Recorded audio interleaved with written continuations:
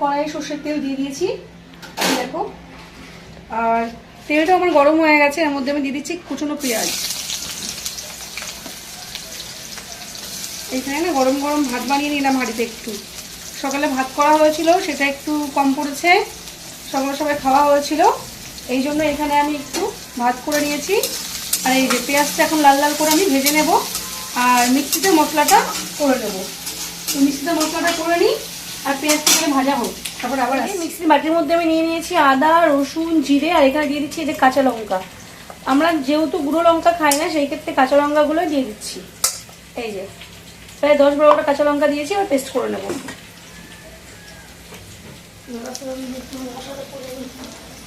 এই যে আমি মিক্সিতে মশলাটা করে নিয়ে এসেছি, খুব ভালো করে পেস্ট করে নিয়েছি।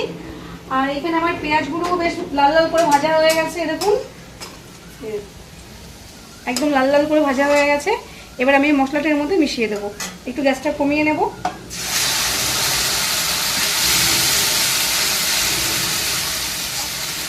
মশলাটা নেড়ে চেড়ে এর মধ্যে লবণ, হলুদ দিয়ে ভালো করে কষিয়ে দেবো।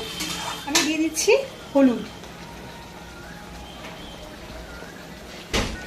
আচ্ছা দিয়ে দিচ্ছি 1 চামচ লবণ। লবণটা আপনারা পরিমাণ বুঝে দেবেন। দিয়ে এবার ভালো করে নেড়ে চেড়ে কষিয়ে নেওয়ার পালা।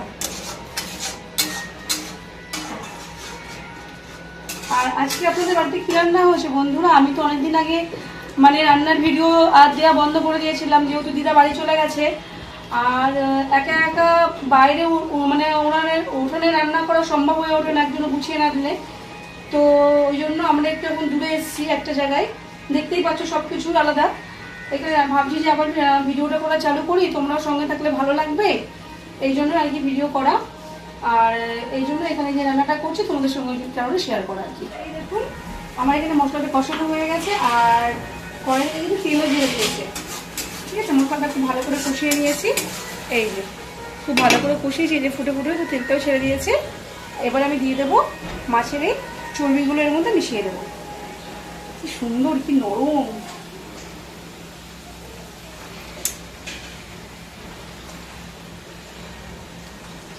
আর দেখতে কত সুন্দর লাগছে। এবার ভালো করে নেড়ে চেড়ে কষিয়ে নেওয়ার পালা মাছের চর্বিটাকে। আমি কিন্তু কোনো গুঁড়ো মশলা এখানে দিলাম না, কেননা গুঁড়ো মশলা তো আমরা খাই না। আপনারা যদি চান তাহলে আপনারা মেশাতে পারেন লঙ্কার গুঁড়ো কালার হওয়ার জন্য। তো আমরা কাঁচা লঙ্কাটা দিয়ে খাওয়া দাওয়া করি। একটু গুঁড়ো মশলা দিলে গরম মশলাটা দিতে পারি, আর কিছু না।